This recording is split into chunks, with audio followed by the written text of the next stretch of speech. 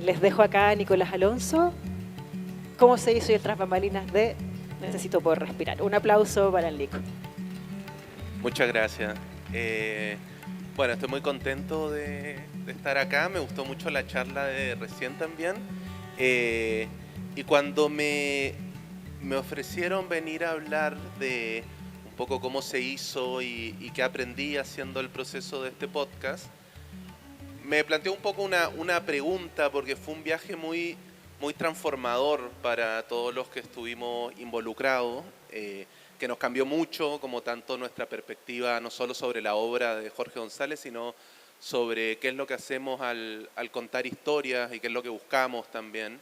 Y que de alguna manera para mí también fue como una condensación como de lo que venía haciendo toda mi vida, que era como tratar de entender y narrar como vidas de gente que ha vivido circunstancias extraordinarias en uno u otro sentido, ¿no? Y así que, bueno, dando vueltas un poco de cómo fue el proceso de creación del podcast, pensé en algunas cosas que puedo contarle.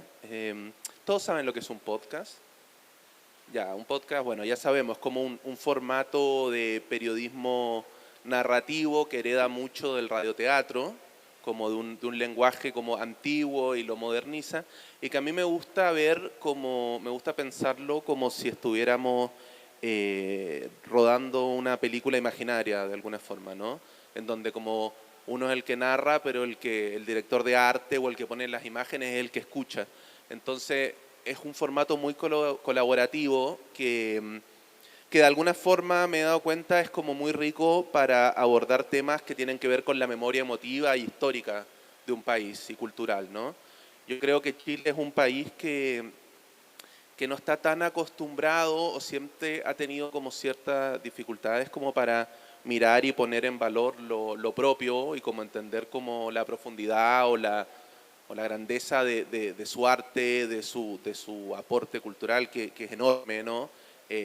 Y que creo que ahí hay como una cadena que va desde Violeta, pasando por Víctor, llegando a Jorge, que cuando uno aborda la vida de un personaje tan trascendental como Jorge González, un poco está entrando en ese terreno y tratando de darle forma a algo que es enorme y que tiene mucho que decir sobre el arte, sobre la música y sobre un país, ¿no? Yo creo que cuando uno narra la vida de alguien, también está hablando sobre sí mismo, sobre su lugar en el tiempo, sobre el país en que está, sobre una forma de mirar.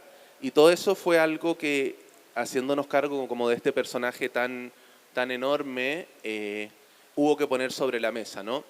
A mí cuando me invitaron a hacer este proyecto, me invitaron de Podium Podcast, la directora Trinidad Piris, que iba a estar acá conmigo originalmente, pero se le enfermó su hijita. Y me dijo, mira, tuvimos como, nos llegaron 10 cassettes con la entrevista más larga que dio Jorge González en su vida. Quería escucharlo, a ver qué onda, a ver si te tinca, qué sé yo. Yo la verdad que al principio no lo tenía nada claro, digamos.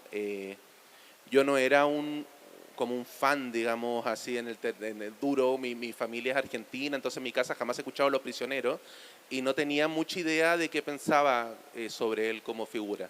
Sí me gustaba El Corazón, qué sé yo, pero no era como que decía, ah, sí, yo tengo muchísimo que decir sobre Jorge González.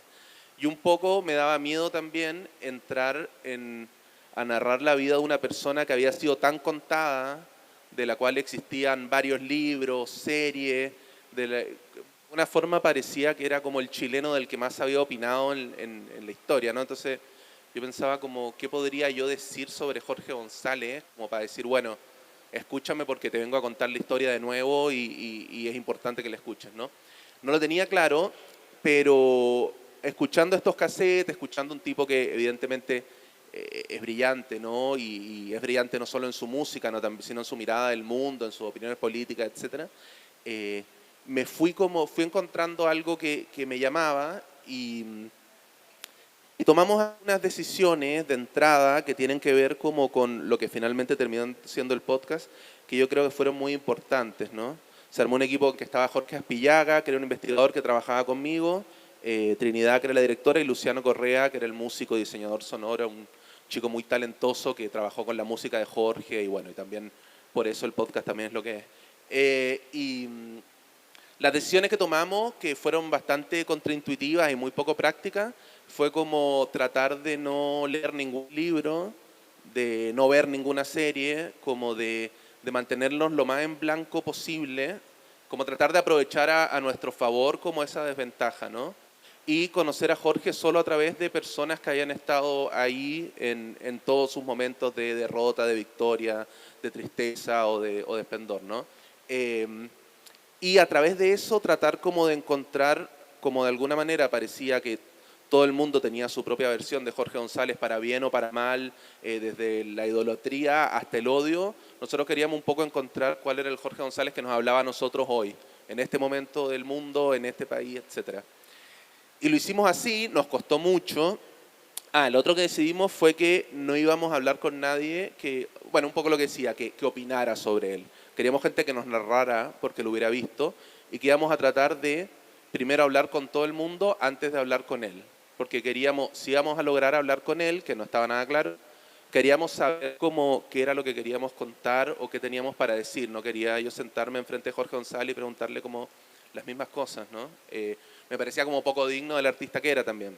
Y empezamos así, al principio sufrimos mucho, uno cuando hace estas charlas como que siempre como que parece que la tiene muy clara, pero siempre es como un naufragio, un proyecto así. El primer mes no nos contestaba nadie, estábamos muy angustiados, pero poco a poco como que una entrevista fue llevando a otra y a otra y otra y terminamos entrevistando a cerca de 30 personas y finalmente al propio Jorge, ¿no?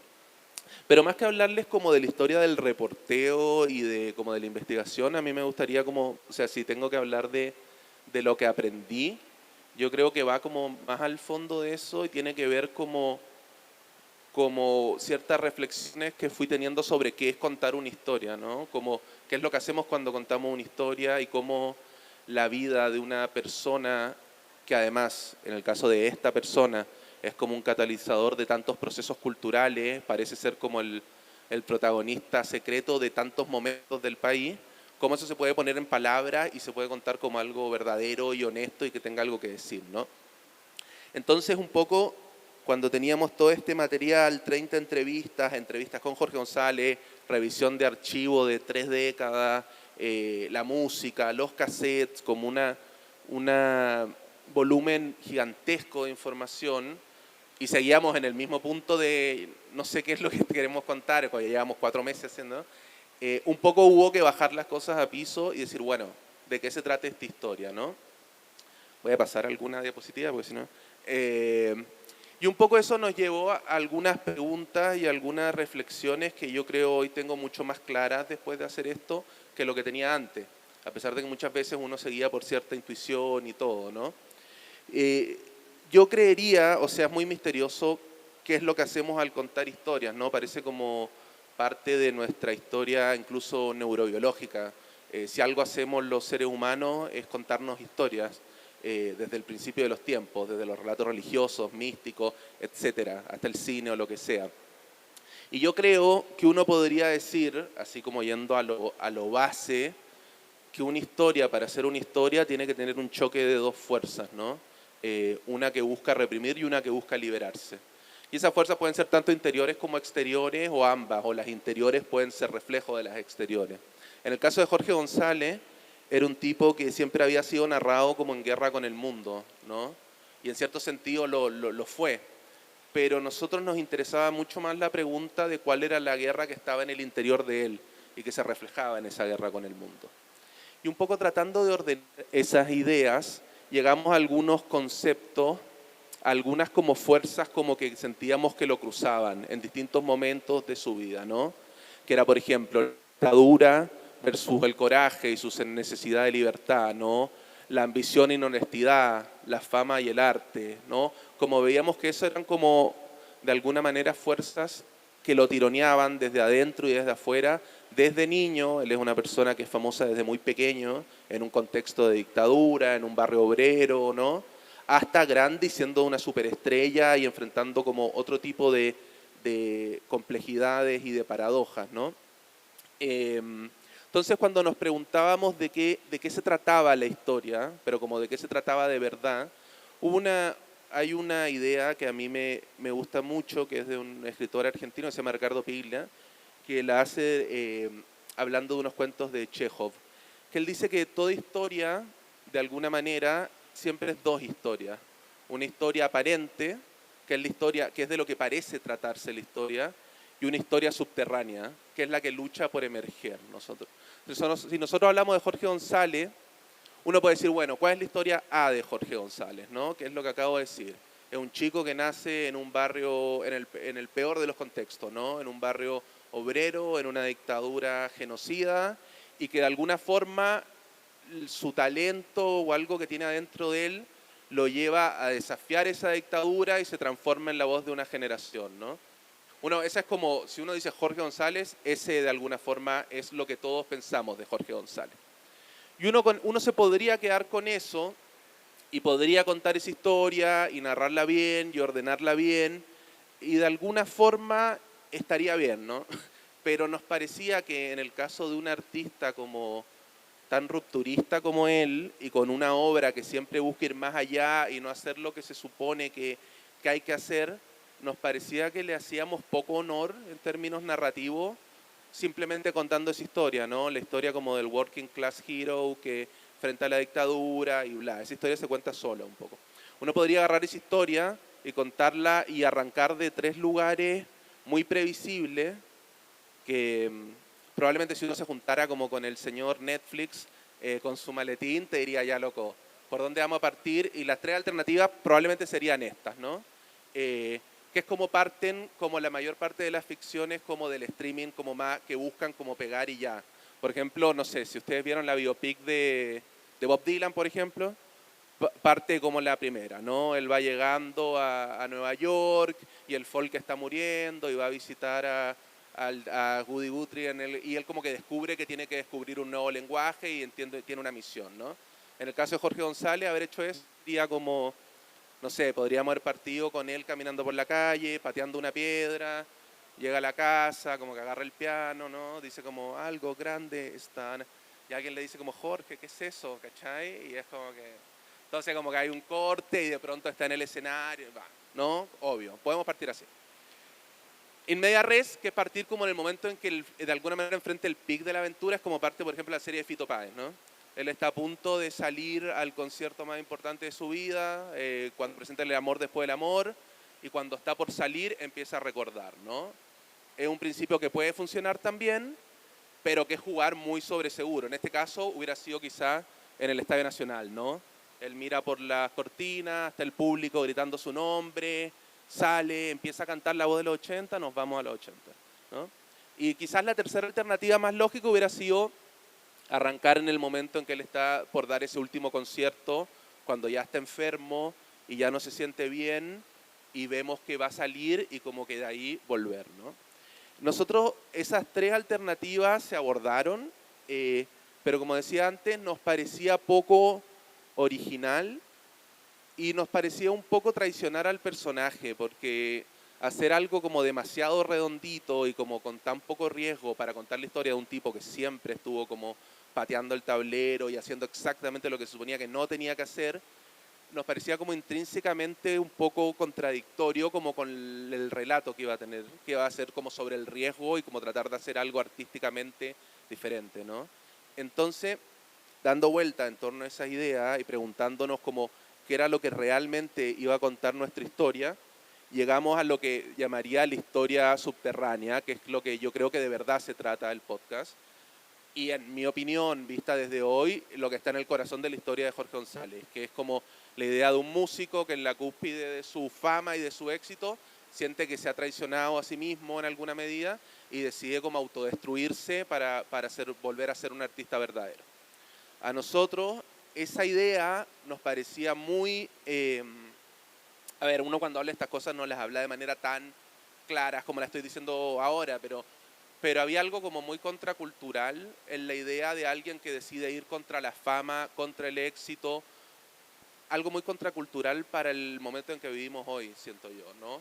Alguien que dice quiero ser un artista verdadero y por eso voy a hacer un disco invendible y voy a morir para poder como volver a ser una voz como digna de mí mismo y de mi mundo interior, me parecía a mí una historia como muy importante de ser contada hoy. Y de alguna forma sentía que todos los conflictos y las luchas de Jorge González se podían resumir en esa paradoja, ¿no? Que es en el fondo la paradoja de un tipo que quiere ser inmensamente popular, porque su talento lo llama a serlo y porque es genial, pero de alguna manera tiene mucho miedo de transformarse en un producto y como que la industria lo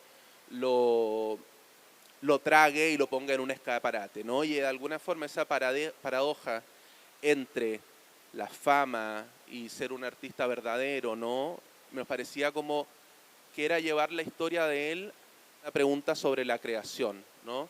Cómo tener algo que decir que sea honesto, que lo llevaba también a donde creo que él se acercó a lo largo de su carrera, que a lo mejor es lo que hace que hoy lo pongamos en la mesa de, no sé, de Violeta y de Víctor y no de Fito y de Cerati, siendo las dos cosas igual de válidas, pero creo que él en algún momento hay como una bifurcación en que él decide tomar ese camino.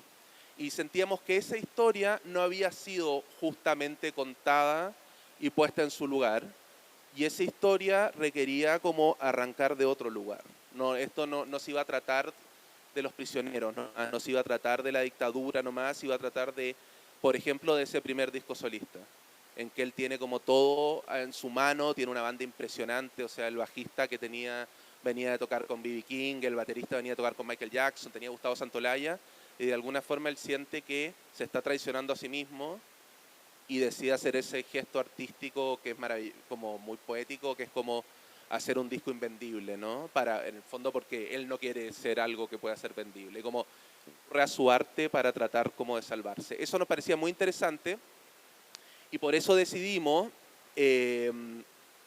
partir por ahí. Y hubo otra frase, esto suena un poco pretencioso cuando lo digo, pero la verdad que fue así, que nos inspiró mucho, que es esta cita de Borges, que dice que cualquier destino, por largo y complicado que sea, consta en realidad de un solo momento, que es el momento en que el hombre sabe para siempre quién es. Es de un cuento de Borges, que se llama Biografía de Tadeo Isidoro Cruz, que de alguna forma cuando estábamos pensando cómo armar este guión nos preguntamos cuál es ese momento en la vida de Jorge González, cuál es el momento en que él se transforma en el Jorge González que conocemos hoy, no en el que pudo haber sido. Y volvíamos al punto del disco solista, el primer disco solista, ¿no es cierto? Cuando pudo ser Gustavo Cerati y se transformó y decidió cómo atravesar un camino por el desierto mucho más oscuro que lo lleva como a otro lugar como artista más verdadero, más independiente, qué sé yo, a ser Jorge González, que admiramos hoy. Entonces, en base a esa cita y a lo que decía antes de las dos historias y etcétera, hicimos esta estructura para ordenar un poco esta vida. Lo que ven arriba, en el fondo, es lo que sería como la estructura cronológica como más natural. En general, cuando uno hace podcast, la gente tiene mucho miedo de hacer saltos temporales, como que te dicen, bueno, cuéntalo más o menos lineal, porque te van a escuchar lavando los platos, paseando al perro, yendo en el auto, como que no les podéis pedir tanto. Y a mí esa idea me carga, la verdad, porque la encuentro como... Si bien entiendo por qué se dice, igual lo encuentro como un poco mediocre, como que siento que no podéis subestimar así al público. O sea, yo creo que uno debiera aspirar como a hacer algo tan bueno que la gente deje de lavar los platos y se siente a escucharlo, pues está emocionada, y si no, bueno, ¿para qué lo hacemos? Entonces, como en base a esta misma idea, decidimos que ese punto en donde él enfrenta como esta bifurcación, que cronológicamente sería como el episodio 3, iba a ser el primero, ¿no es cierto? Y le llamamos Antes de que todo explote. Y luego íbamos a retroceder a tratar de entender el punto que lo lleva hasta ahí y a decir esto de que no quiere nunca más ser famoso, para luego comprender como las bifurcaciones de ese punto. Era como una estructura un poco que es como si fuera un 8 invertido, que iba y volvía al mismo punto central, ¿no? Y en base a eso, nada, por supuesto que cuando estábamos escribiendo este punto, tampoco teníamos muy claro que fuera a funcionar y la serie ya se estaba empezando a emitir y fue como una apuesta, digamos, que por suerte funcionó. Pero fue esa nuestra decisión. Y en el momento en que un poco antes de escribir el primer guión y de bajar todo esto a papel, esto fue como lo que yo escribí en un cuaderno, digamos, como basado en esa Como cuando escribí estas 6 frases, como que dije ya, como que entendemos la historia que queremos contar, ¿no? Que era esta idea de que él decide quién va a ser, conocemos su pasado, entendemos su dolor, vemos el precio que paga para ser libre, recibe el reconocimiento del rechazo y encuentra el amor y de alguna manera muere y renace al mismo tiempo y se libera de toda una lucha que viene como atravesando. Y cada uno de estos episodios, que son los 6 episodios del podcast, iba a estar asociado como a una emoción diferente, que son esas 6 emociones que están al costado. Que iba a permitir que Luciano y Trinidad, desde el sonido y la música, pudieran tener también como distintas herramientas y distintos colores como para cada episodio, para que cada uno tuviera como su paleta de colores y hablara desde un lugar, ¿no? Bueno, y todo esto esto lo conversamos con Trinidad antes de empezar, perdón, me pasé, a mostrar un viaje interior de un personaje que va como desde el ruido, desde la guerra, desde cierto dolor, hacia cierto lugar de silencio, de calma, de paz, despojándose siempre de una versión suya. Como nosotros hablábamos de las 6 vidas de Jorge González y pensábamos que en cada capítulo, de alguna manera, él se deshacía de una versión de sí mismo, del joven punk, ¿no? Del electropop como descarnado, en fin, en cada capítulo como que un Jorge va muriendo y naciendo otro, así pensábamos como cada capítulo. Y en su camino nos enfrenta como nuestra idea de qué es ser exitoso y qué es como haber logrado hacer algo verdaderamente valioso en la vida, en el arte, en cualquier tipo de creación. Ese fue un poco el camino del podcast. Obvio, hay muchas cosas que no estoy diciendo de procesos de fact-checking, de composición musical, de grabación. Estoy hablando más del guión y como de la idea, digamos. Y bueno, y así pudimos como ordenar un poco esta vida que yo creo que lo bonito de lo que hacemos es que si otra persona la contara, si otro equipo la contara, perfectamente podría ser otra historia.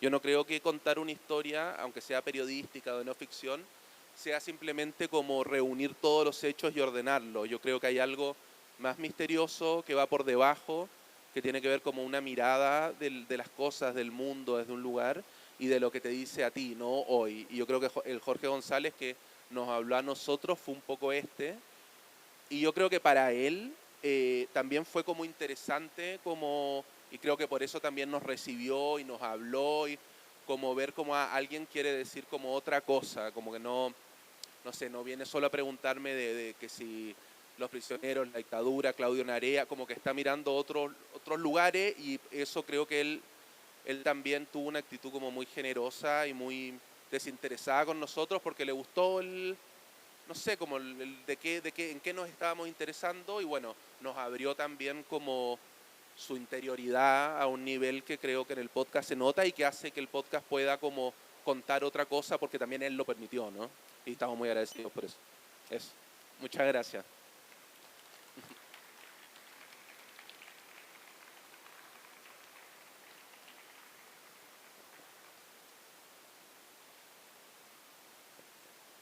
No vuelvo, ahí sí lo logré. Me voy a subir por acá, ágilmente. Gracias, Nico.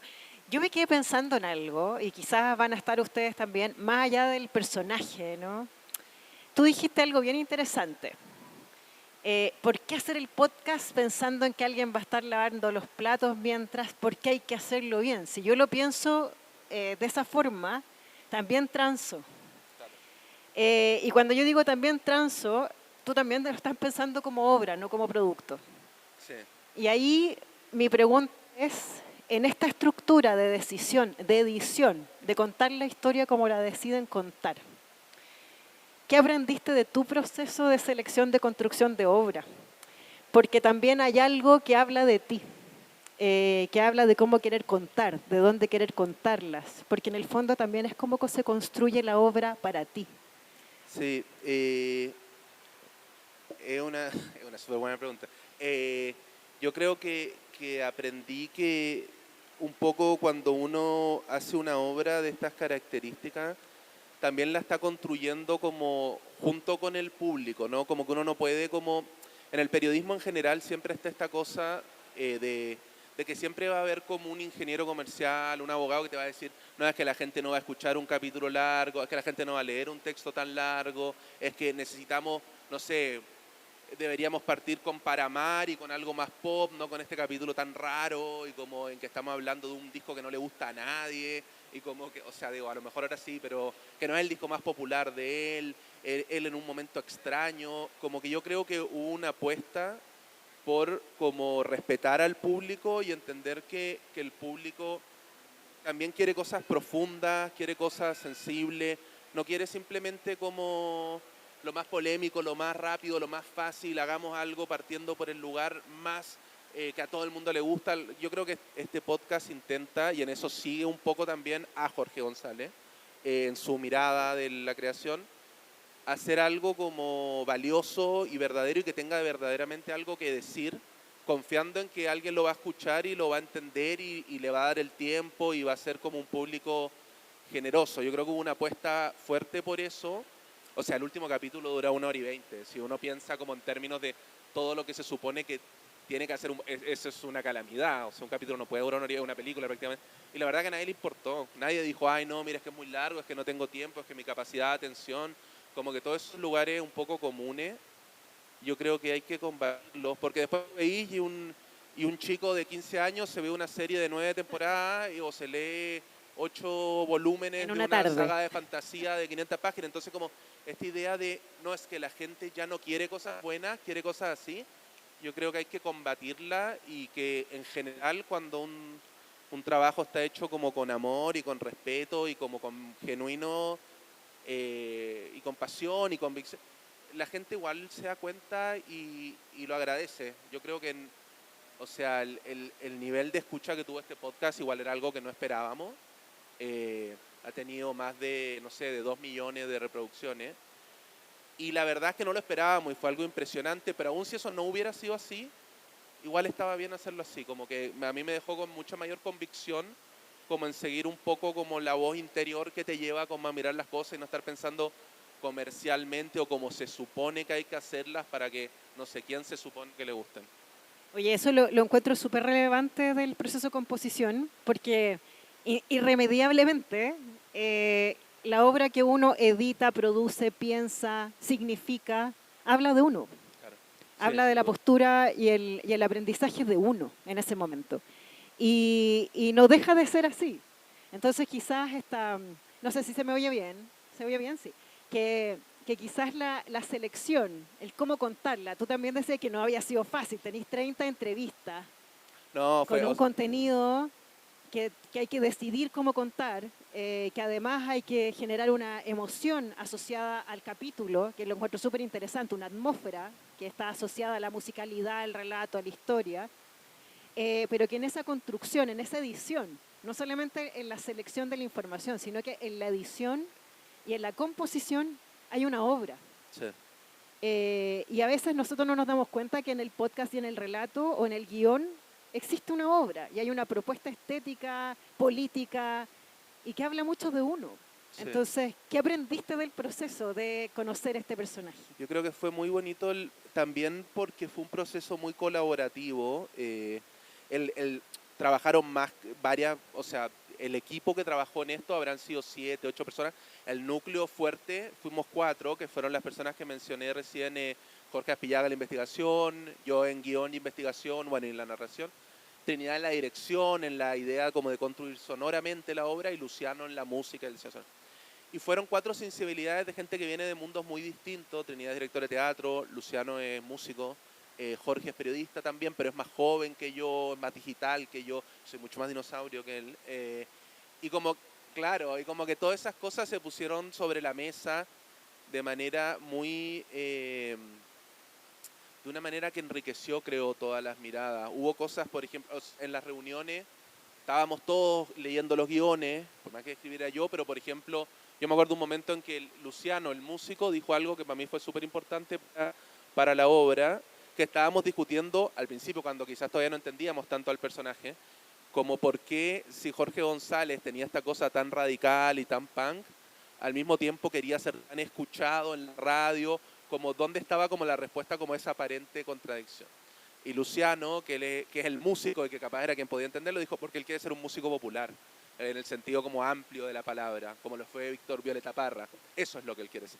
Y por ejemplo, que él dijera eso para mí fue súper revelador de, ese es lo que está buscando Jorge, y como todo eso que al final se precipita como en una voz autoral, para mí hacer este trabajo sí me dejó mucho más claro respecto a cómo toda la gente que construye una obra con su vida, su experiencia, su pasado, influye en la mirada de un personaje, y eso está bien. Yo cuando hice este podcast venía de renunciar a un trabajo grande, estaba como pensando haber hecho bien, como no sé a qué me voy a dedicar, y quizás no, o sea, como quizás no fue tan sorprendente que me llamara tanto eso de este personaje, que en términos mucho mayores pateaba el tablero y no le importaba nada y ponía la obra por delante, y no sé, como que me habló nomás. Te habló la obra. Claro, y creo que Eso es lo tampoco interesante. es casualidad que, como decía al principio, que en este mundo en que estamos tan, o sea, en este momento que estamos tan obsesionados con los likes y con la validación y con los views, y etcétera, la mirada sobre el personaje se trate como cómo ser como honesto con uno mismo en un mundo que parece empujarte siempre a ser famoso y qué sé yo. Creo que es una mirada muy contemporánea de Jorge González, y eso es lo que le hace interesante. Digo, esta es mi mirada viéndolo desde hoy, no es que eso sea una decisión realmente, eso sucede nomás porque lo hacen personas que están viviendo hoy y que tienen como los conflictos de personas de hoy y qué sé yo. Y Entonces, esa lectura es el tiempo para respirar. claro, O sea, la bueno, necesidad de respirar, el símbolo finalmente claro, es el darse el tiempo y permitirse esa renuncia, que yo creo que esa canción en el fondo refleja esa sí, po. necesidad, ¿no? Hubo gente que nos decía por qué en un artista que tiene tantos himnos decidieron ponerle de título una de sus únicos 2 covers de todo, porque Jorge González tiene 2 covers en toda su discografía, que Necesito Poder Respirar y es Araujo Tiene una Pena. Y justamente por lo que estáis diciendo, porque sentíamos que en el momento de mayor vulnerabilidad de él, como la obra que le habla a él y que él canta en un programa y le dedica a su hijo, es esa canción, y nos hizo pensar como esta es la historia de un personaje que lucha como desesperadamente por ser libre frente a una dictadura, frente a su propio deseo de comerse el mundo, frente a distintas fuerzas, como que frente a un país que también es difícil, frente a una prensa que es muy difícil y se escucha en el podcast, como cómo él puede como respirar y poder ser él. Creo que esa es la lucha de Jorge hasta el día de hoy, y a mí me resultó muy enriquecedora verla también en términos personales, más allá del Claro, podcast, ¿no? lo que te resuena en el fondo. Claro, Eso yo creo que, sí, y lo que resuena finalmente tiene que ver con las coherencias internas, claro. con el ser coherente en las decisiones y en los caminos. Estamos terminando. Gracias. Le agradezco mucho a Nico, le damos un aplauso. Muchas gracias. Tremendo espacio de conversación también. Así que muchas gracias por gente que aprende. Gracias.